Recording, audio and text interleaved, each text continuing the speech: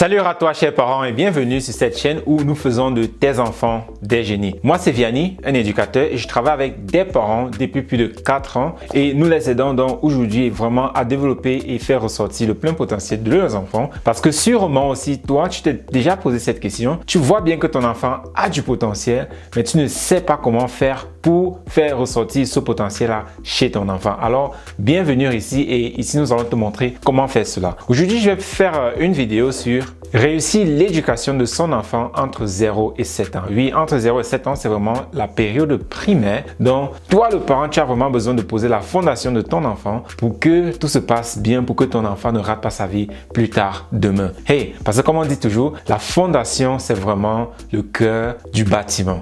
Et si la fondation n'est pas bien faite, donc dans ce cas-ci, si les premières années de l'éducation de ton enfant n'est pas bien fait, alors cela aura quelques sérieux problèmes dans le futur ou bien dans l'avenir et nous ne voulons pas de cela. Alors aujourd'hui, je vais partager avec toi 3 éléments importants dont tu as besoin de savoir de telle sorte que tu puisses vraiment donner le meilleur et l'excellent à ton enfant.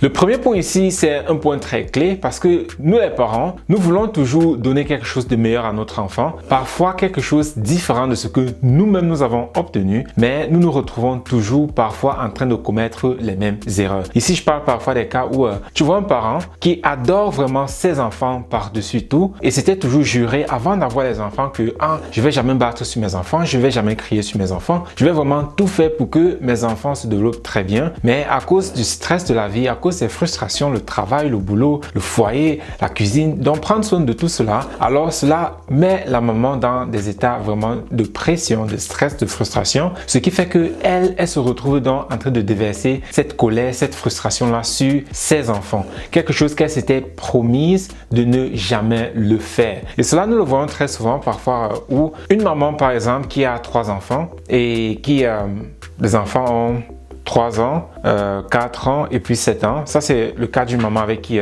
nous travaillons. Et pour elle, elle s'était toujours dit, je ne vais jamais reproduire ces mêmes erreurs que ma maman a fait avec moi. Je ne vais jamais le faire avec mes enfants. Donc, taper mes enfants, menacer mes enfants, punir mes enfants. Je ne vais jamais le faire parce qu'elle se dit, si mes parents avaient fait différemment, et là, je tiens à préciser, elle est vraiment très fière de ses parents. Elle est vraiment très reconnaissante de ce que ses parents ont fait. Et pour elle, elle voit que si ses parents avaient eu encore plus de moyens, encore d'autres méthodes, alors ils auront fait encore un excellent travail. Donc, ce n'est pas qu'elle en veut de ses parents ou bien quoi que ce soit, mais elle se dit juste que avec tout ce que ses parents lui ont donné, avec le moyen et le temps et les connaissances qu'ils avaient, si elle a plus de moyens, plus de connaissances, alors elle devrait être en mesure de faire encore plus, de donner encore plus à ses parents que ce qu'elle-même a reçu. Donc, c'est pour ça qu'elle s'était toujours dit, je ne vais jamais faire les mêmes erreurs avec mes enfants. Mais là, voici, avec ses enfants, et elle se retrouve parfois en train de crier, gronder, parfois même punir et taper sur ses enfants. Pourtant, elle s'était dit, elle ne va jamais le faire. Et elle m'a raconté une situation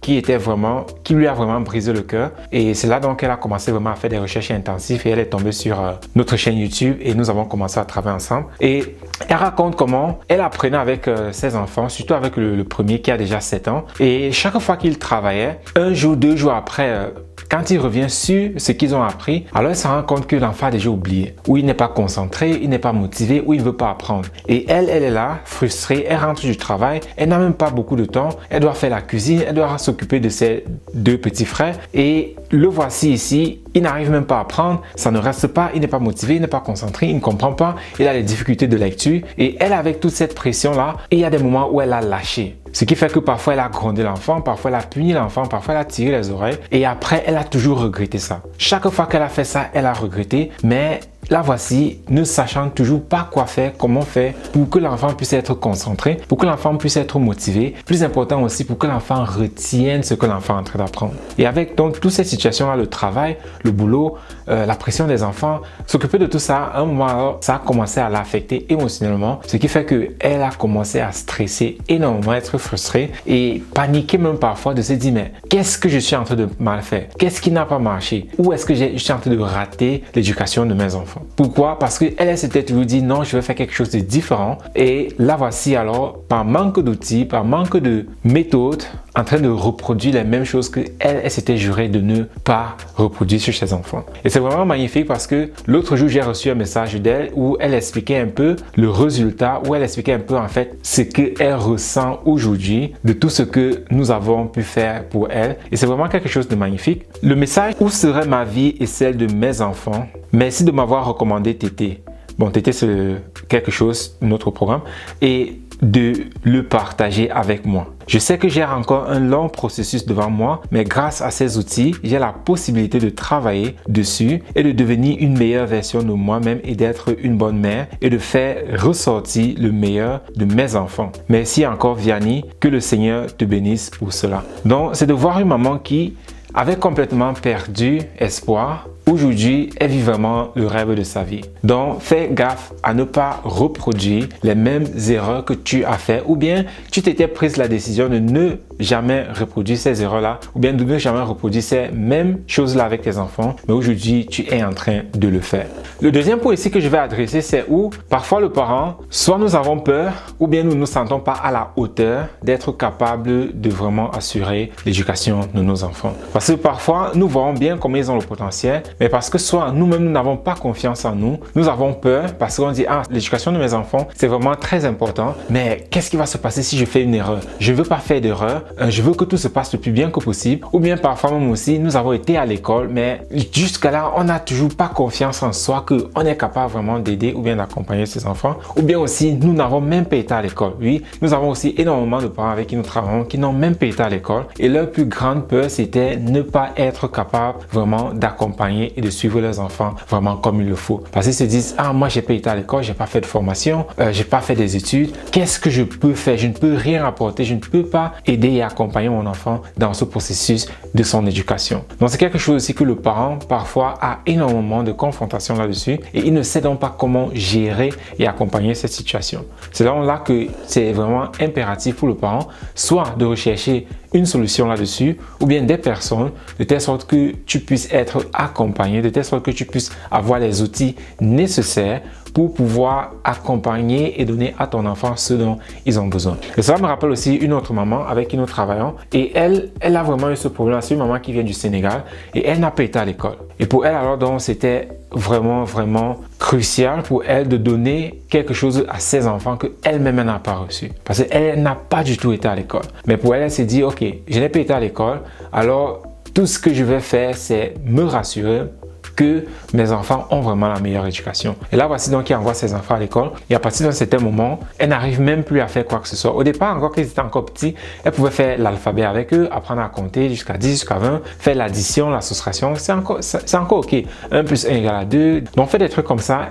Elle arrivait encore quand même, mais à un moment dont la lecture devenait compliquée et en plus encore, elle ne parlait même pas le français à la maison avec ses enfants. Ils parlaient leur langue traditionnelle. Ce qui fait donc que là voici, elle se retrouve, elle n'a pas été à l'école, elle a des enfants qui vont à l'école et elle-même, elle se sent complètement impuissante sur comment faire pour aider ses enfants. Reconnaissant cela, elle se dit, je dois faire quelque chose de différent. Je ne peux pas juste espérer que mes enfants deviennent quelque chose. Je ne peux pas juste espérer que ça va bien aller si moi-même je ne suis pas proactif. Donc, ce point-là où toi, le parent, tu te sens incapable, tu te sens pas à la hauteur, tu vois bien comment ton enfant a le potentiel, mais tu ne sais pas quoi faire, comment faire pour aider ton enfant dans ce sens-là, alors c'est quelque chose que tu dois adresser déjà pour toi-même. Essaie de trouver des moyens, peut-être tu peux nous contacter pour cela, mais tu dois trouver des moyens pour t'aider déjà toi-même le parent et de telle sorte que tu puisses aussi aider ton enfant. Parce que c'est très important que toi-même le parent, tu puisses déjà retrouver de l'aide pour toi. C'est ok de dire, ah, je ne sais pas quoi faire, mais en même temps, trouver une solution parce que là, il s'agit de l'avenir de tes enfants. Et comme je l'ai dit depuis le départ, les premières années sont encore les plus importantes. Parce que je vois souvent beaucoup de parents qui disent que quand mon enfant serait grand, qu'il va aller à l'université, c'est là que je vais tout faire, je vais mettre le paquet pour qu'ils aient de bonnes études ou bien pour qu'ils terminent leur université. Mais ce que beaucoup de parents ne s'en rendent pas compte, c'est que si votre enfant abandonne l'école au lycée, ils ne vont pas aller à l'université. Et c'est ça que nous voyons aujourd'hui où la majorité des enfants abandonnent l'école au lycée. Donc, ne te trompe pas en disant que ça ne va pas arriver à ton enfant parce que tous ces parents-là à qui c'est en train d'arriver aujourd'hui, je peux te garantir que quand leur enfant était encore petit, ils ont dit la même chose. Il y a des parents avec qui je discute qui sont en train de pleurer parce qu'ils se disent où est-ce que ça n'a pas marché. Des parents qui ont fait des investissements pour dire ah quand mon enfant va aller à l'université, nous allons utiliser tel investissement pour payer leurs études avec, mais aujourd'hui l'enfant ne veut même plus rien savoir. Et le parent aujourd'hui dit mais qu'est-ce qui n'a pas marché et ils n'ont plus que les yeux pour pleurer. Alors ne laisse pas cela aussi t'affecter parce que nous disons toujours ah ça, ce qui arrive aux autres là ne peut jamais m'arriver jusqu'à ce que ça nous arrive, c'est là que nous commençons à regretter, pleurer et ainsi de suite. Donc fais les choses de façon différente de telle sorte que tes enfants n'ont pas à subir ces mêmes conséquences là plus tard et cela commence dès maintenant. Plus ils sont jeunes, plus c'est le moment